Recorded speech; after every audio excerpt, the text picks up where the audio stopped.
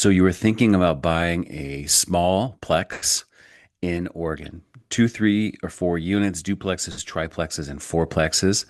And when you go to make this kind of a purchase, you want to make sure that you're really confident that you're thinking it all through correctly. And one of the ways that we do that is through what we call deal analysis.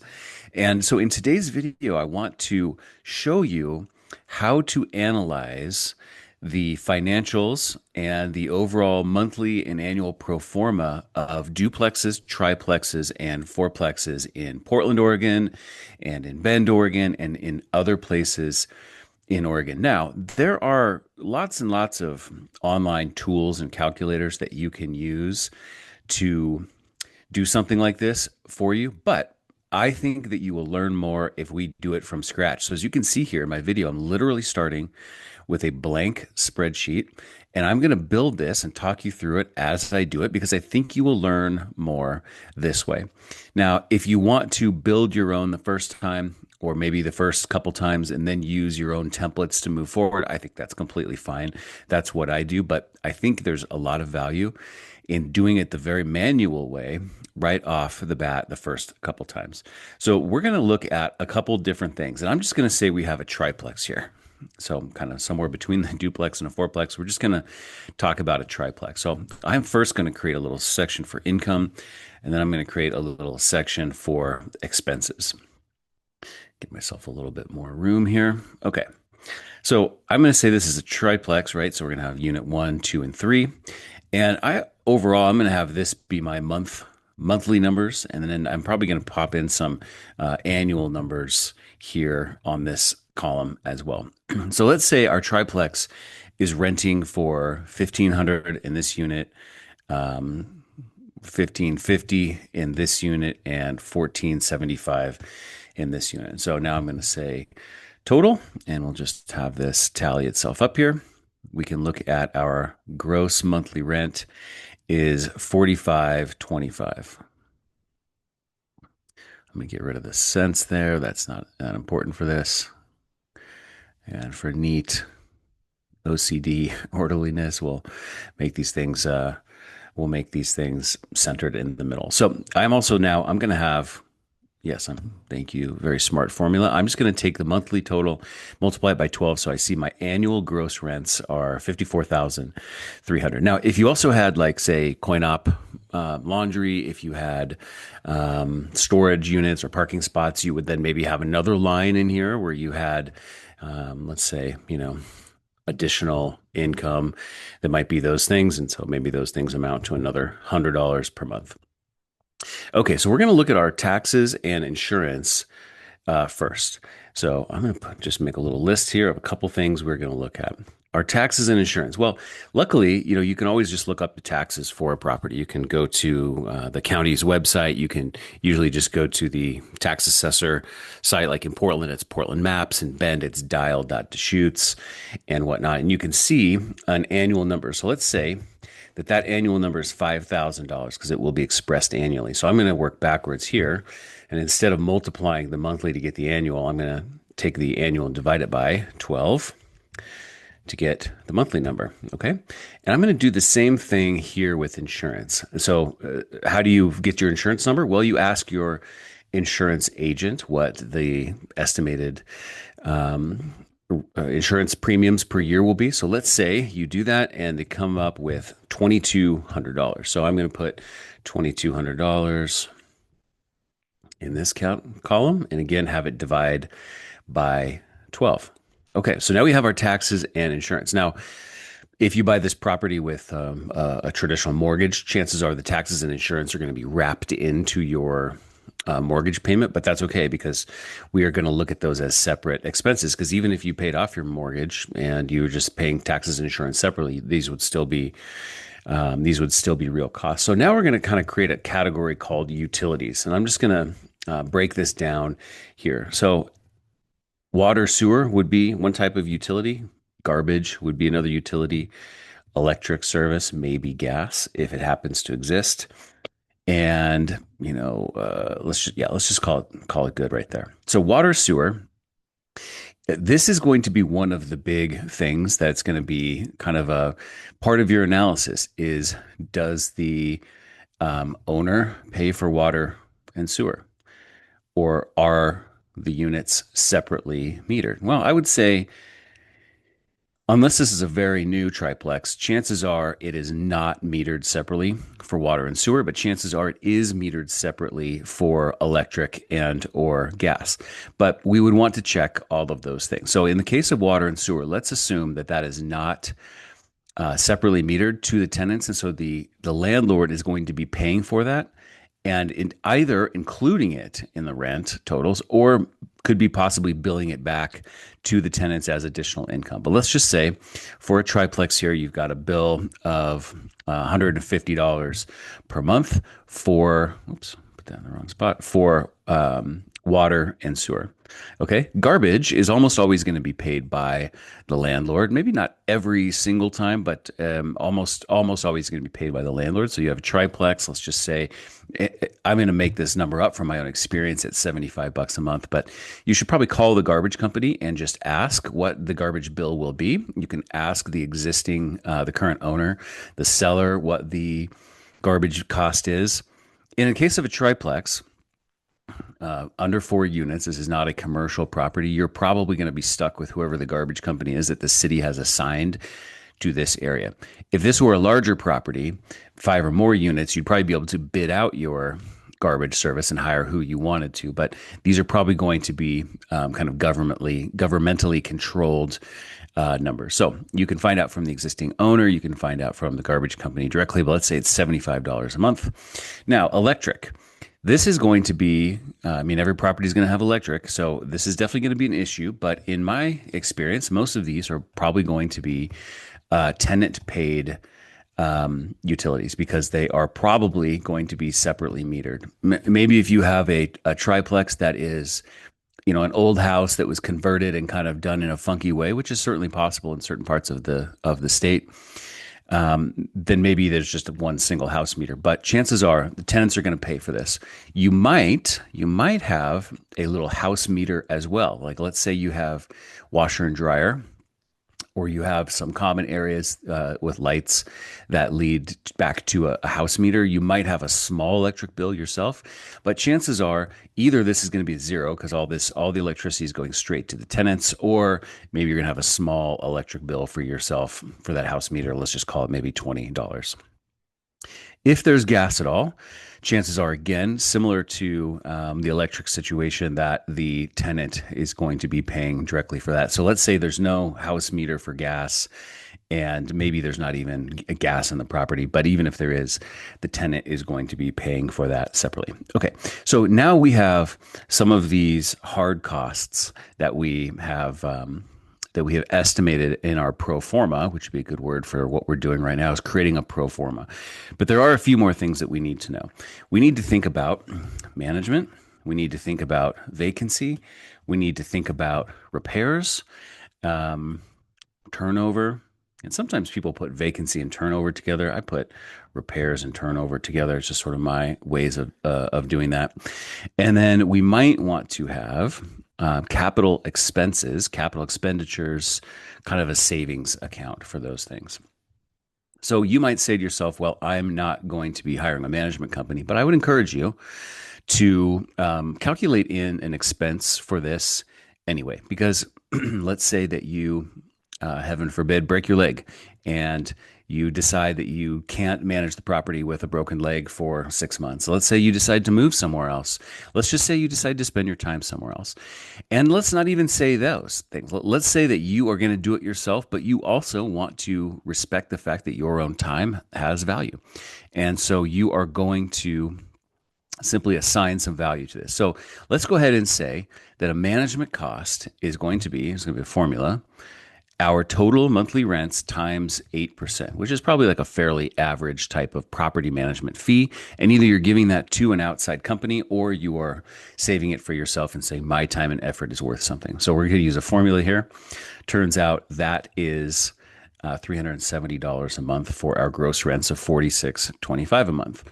Vacancy, I'm going to encourage you also to use a a formula here too. Now, vacancy is going to vary quite a bit based on where your property is located. If I had any say in your purchase, I'm going to be encouraging you to buy a high demand property. That's what I do. So you're going to have low vacancy.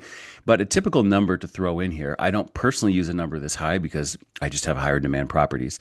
But I would encourage you to take that total and maybe multiply it by 5%. If you're in a lower demand area, then you might want to make that number bigger, like say 6, 7, 8%. If you are in a very, very high demand area, like I do, I tend to put in about 3% for myself. Okay, repairs and turnover. So repairs are the things that are going to come up occasionally that are small. It's not, a repair isn't replace the roof. A repair is like, the bathroom sink is leaking and either you have to fix it or a plumber is going to have to fix it. Now, these are hard to predict exactly, but I would say some considerations are age of the building. Some considerations are who will be doing repairs, etc. So tend to have older properties, and I don't know how to fix anything myself. Barely know which end of the hammer to grab. So these numbers are going to be a little bit higher for me. A really smart idea would be to ask the current owner what their history of expenses and repairs or expenses for repairs has been. But at this moment, we're just trying to make an educated guess. So I'm going to, again, use a formula. I'm going to go up to my gross rents, and I'm going to say, this is maybe a 70s era property. I don't know how to fix anything myself. And so I'm going to throw in there an allocation of maybe 7% for that. That's probably a little bit high. Maybe let's tune it down to 5%. You're probably not going to spend exactly $231 every month. You're probably going to have 2 or 3 months without anything, and then you're going to spend 6, 7, 800 bucks at once, but it'll average out to that. If we want to look at that on an annualized basis, we could say that annual expense might be $2,700 or so. Now, CapEx savings. What does this mean? Well, what it means is that if you want to be really responsible, I guess would be a way to put it. If you want to be conservative, if you want to be safe, you realize that there are big ticket items that happen every now and again. You're going to have that roof every 20 or so years, right? 30-year roof in Oregon often only lasts 20 years because we have some intense weather occasionally. You're going to have an HVAC system every 15, 20 years. You're going to have a hot water heater every 10 years. Things like that. So you could start to set aside some capital expenses for this. And this is really very much up to you. Again, this is going to have to do with the age of the building. Maybe you bought the property knowing the roof was 15 years old, and so you're assuming sometime in the next 10 years you're going to have to replace it. You can decide here what this should be. And I don't personally think there's a real right answer or wrong answer. It's just to be thinking ahead and to have some kind of a savings account for when the moment comes. So you can pop whatever number in here you want to. I'm just going to say maybe $200. Again, then that would give us $2,400 a year. I don't need the formula to know that, but I'll put it in anyway. So here's what I want to do next. Notice what's not in here. Not in here is your mortgage, because a mortgage, it might feel like an expense to you, but it's not an expense in the sense of analysis. We're going to get to your mortgage in just a moment, but we're going to just look at the expenses as they are. So expenses subtotal, I'm going to use my formula here. I'm going to sum these things up. And we have $1,878 a month of those expenses, or $22,530. I want to look at a key ratio. You know what? I'm going to come back to the key ratios. Let's keep going, and we'll come back to some key ratios. What we're going to do now is look at net operating income, otherwise known as NOI. And net operating income is going to be looking at our gross rents for the month or the year minus our expenses for the month or for the year. So I can use the same formula over here. So every month we have $2,748 left over after our expenses, and $32,970 left over after our expenses on an annual basis. Now, is this your cash flow? No, this is not your cash flow. I guess if you own the property free and clear, this is your cash flow, but you probably don't. And I'm going to assume you don't, and I don't do that either myself. So now we're going to look at your loan payment. And this is where we're going to start to then look at cash flow. Okay. So let's say you're buying this property. I'm going to go down here a little further. Let's say purchase price for this triplex is, let's say, $650,000. And excuse me, let's say you're going to put down, um, well, let's just use a formula here and say you're going to put down 20%. Nope. 20%. And so your loan amount is going to be the difference between 650 and 130 purchase price and down payment. So you have a loan amount of $520,000. Okay. So let's say that your loan amount, you could go to mortgagecalculator.org. This is kind of one of my favorite things. And you could pop in your loan amount and you could pop in the interest rate that you think you're going to be paying. And it will tell you what your monthly payment will be. But I'm going to say, I'm going to make up a logical number that I know could be reasonable, at least with the type of debt that I get. And we're going to say your monthly mortgage payment, just the principal and interest, okay? Principal and interest, or depending on what type of loan you get, maybe this is an interest only number. But not, the point is, not taxes and insurance. Why? Because you've already counted taxes and insurance up here. And if you put a PITI payment here, principal, interest, taxes, and insurance, you'd be double counting your taxes and insurance. It's going to throw off your whole analysis. So you have a mortgage payment of $2,500 of principal and interest, or just interest, perhaps. Now we can calculate your cash flow. We can say 2,748 is left over at the end of the month. Now we have our loan payment of that. Our cash flow is $248 a year, or a month, excuse me. And if we want to annualize that, we see that's $2,970 per year is your cash flow. Now, you might be thinking to yourself, whoop-de-doo, that's not a lot to be excited about. Well, welcome to Oregon. That's true. I would also say there are other reasons why investing in Oregon is excellent. Cash flow is probably not at the top of that list, but there are lots of other reasons, and we can certainly have that kind of conversation ourselves together if you would like. So this is your pro forma analysis of your triplex. Now, what do you make of these numbers, though? What do you make of these numbers? Let's talk about a few key ratios and metrics that you might want to have a look at to decide how you feel about these numbers, okay? So first thing I'm going to suggest you take a look at is what I call expense ratio. This is what I was tempted to talk to you about a few minutes ago. And the expense ratio looks at the ratio of your expenses to your gross income. Again, either on a monthly basis or an annual basis. It's the same thing either way, percentage-wise. So this is a percent. What do we want this to be? Well, we want the expenses to be as low as possible overall. So we want this number to be lower.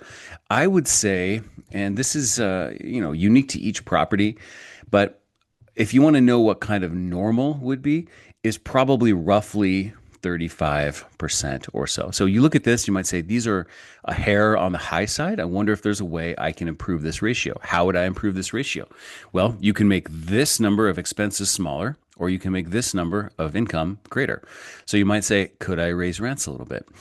Could I install some low flow water spouts and whatnot in my units to get this number from $150 a month of water down to $100?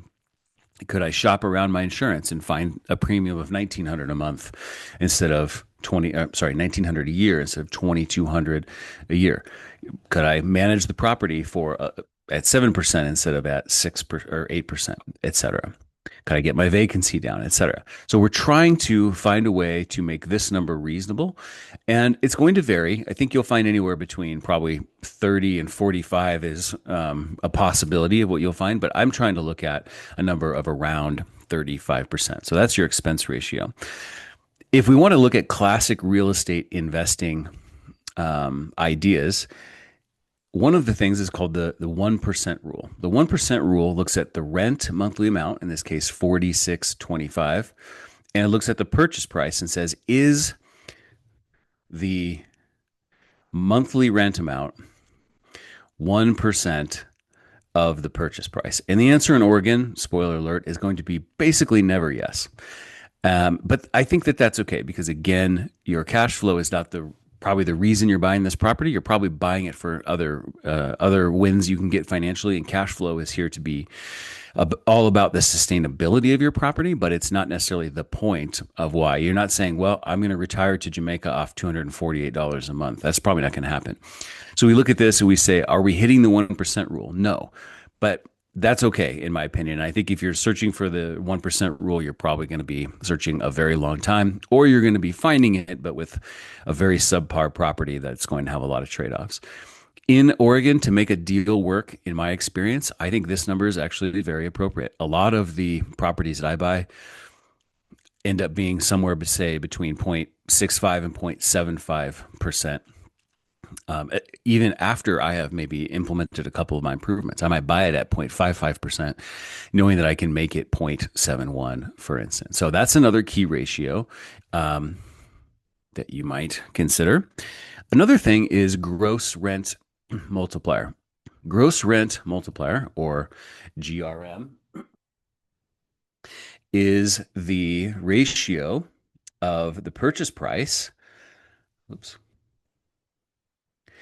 Is the ratio of the purchase price to the annual rents of the property, the annual gross rents of the property. So we see here, and I don't want this to be a dollar sign anymore. This is just a number. Okay, so the gross rent multiplier basically says if you collected rents and did nothing with them except apply them towards the purchase price of your property, how many years would it take for you to pay off to get back the amount of money you spent on the property? And this answer is 11.71 years. So almost 12 years of gross rents it will take to pay for the property. So if you're a buyer, do you want a high gross rent multiplier, or do you want a low gross rent multiplier? Well, you want a lower one as a buyer, right? If I could buy a property and know that the rents would pay me back entirely in 4 years, that'd be incredible. But that's also not realistic. If I bought a property and knew it was going to take 30 years of gross rents to even cover the purchase price, that's probably going to be unrealistically bad. So these numbers are very relative. I can't tell you, like I can with expense ratio, that you should be shooting for, say, 35% or lower. But these are relative. It's relative to what the norms are in your market, in your product type, et cetera. I would say this number here of 11.71 is rather typical, probably of a lot of what you'd see in quality locations in Oregon. So that's just something to keep an eye out on. Everybody likes to look at things called cap rates. Well, cap rates are a complex discussion, and people will also tell you cap rates do not apply to triplexes, but they might not apply from an appraiser standpoint, but they certainly apply from an investor's mindset and an analysis standpoint. So how do you calculate a cap rate? Well, here's what you do. You go up to the net operating income per year, not your cash flow, your net operating income per year. And you give that, you look at that number in relation to the purchase price of the property. And this is going to produce a percentage for you. And so we're seeing that the cap rate is 5.07%.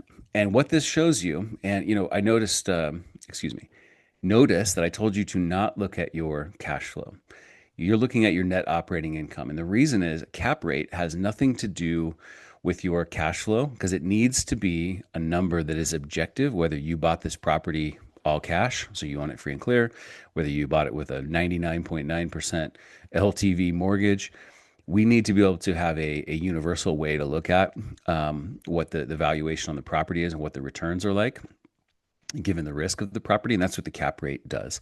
So we're going to take the annual net operating income, we're going to divide it by the purchase price, and we're going to see what is the cap rate. Again, so you might be asking, well, what's a good cap rate? Well, when you're a buyer, you want the cap rate to be high. When you're a seller, you want the cap rate to be low. Triplexes in Oregon are not going to be famous for insanely high cap rates.